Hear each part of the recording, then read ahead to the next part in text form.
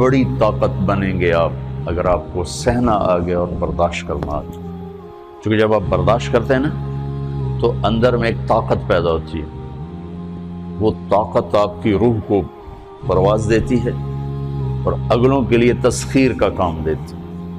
اور اگر آپ پھٹ گئے تو بم کے پھٹنے سے کیا ہوتا ہے؟ تباہی آتی.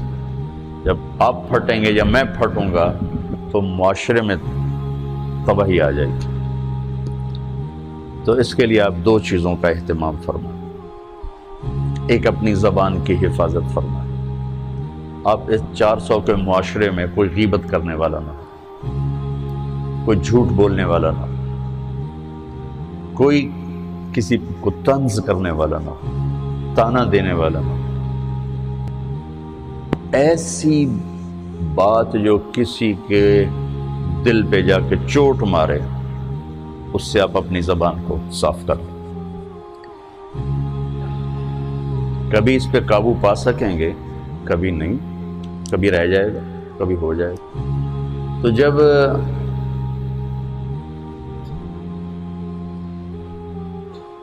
ہاتھ سے نکل جائے بات تو پھر اللہ نے ہمارے لیے توبہ کا دروازہ رکھا ہے.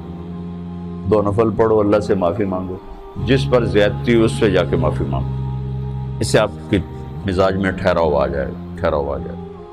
تو میں آپ سب سے یہ گزارش کرتا ہوں کہ اس معاشرے میں آپ اپنی زبان پہ قابو پانا سیکھیں. برائے میرا بہت فائدہ ہوگا. ایک زندگی گزری ہے، شام قریب ہے، تو پوری زندگی کے تجارب نچوڑ بھی اس میں شامل ہیں. اور تجارب نچوڑ کو گولی مارو اور دیوار پہ ڈال دو. میرے نبی کا فرمان اس کے لیے کافی ہے کہ آپ نے فرمایا کہ 2 چیزوں کی ضمانت دے دو، میں جنت کی ضمانت دیتا. ایک تمہارے جو 2 جبڑوں کے درمیان ہے، ایک تمہاری 2 ٹانگوں کے درمیان ہے، اسے پاک کر لو، میں جنت کا ضامن بن جاتا ہوں.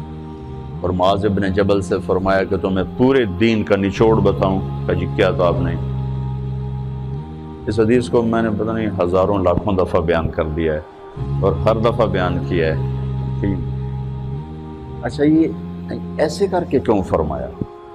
یہ پہلے کیا پھر کہا کف ھذا. اور کہا کس کو ہے؟ جن کے بارے میں آتا ہے کہ اس امت کے علماء کا جھنڈا قیامت کے دن معاذ بن جبل کے ہاتھ میں ہوگا. اتنے بڑے آدمی.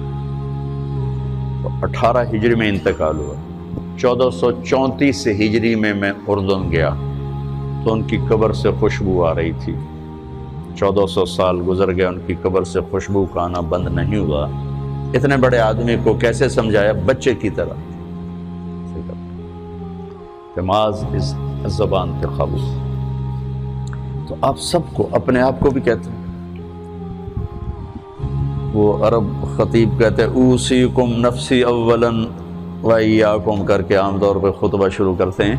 تو میں بھی اپنے ذات سے شروع کر کے آپ سے یہ عرض کرتا ہوں بچوں کہ اپنی زبان پہ قابو پانا سیکھو. یہاں اس کی مشق کر لو. یہ چھوٹا سا میدان ہے، چھوٹا ایک تالاب میں ہے. آپ تالاب، یہاں سے نکل کر آپ ایک سمندر میں کودیں گے جہاں کہ رشتوں کی فہرست ہوگی، تعلقات کی فہرست ہوگی، ناگواریوں کے خوفناک خاردار کانٹے ہوں گے.